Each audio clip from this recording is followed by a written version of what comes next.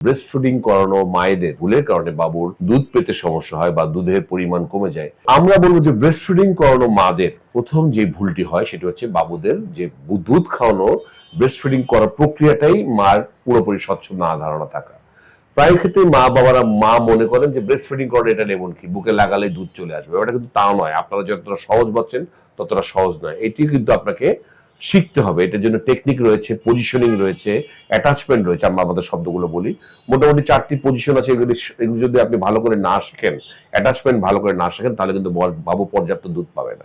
তো বাবুকে আমরা যেটা বলি যে মাকে সঠিক পজিশন এবং অ্যাটাচমেন্ট নিয়ে কিন্তু আমার ভিডিও আছে।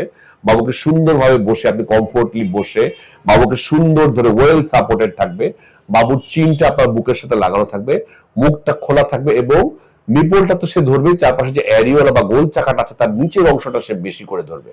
আপনাকে বুঝতে হবে যে বুকের দুধ কিন্তু মেইনলি আছে ওই যে কালো চাকা সেখানেই, নিপল শুধু চোষার মাধ্যম। সুতরাং আপনাকে সঠিকভাবে শিখতে হবে এবং আপনি যদি নার্স জানতে পারেন, আপনার গাইনোকোলজিস্ট বা আপনার শিশু ডাক্তার বা যে ল্যাকটেশন যে স্পেশালিস্ট তার সাথে আপনি কথা বলতে পারেন।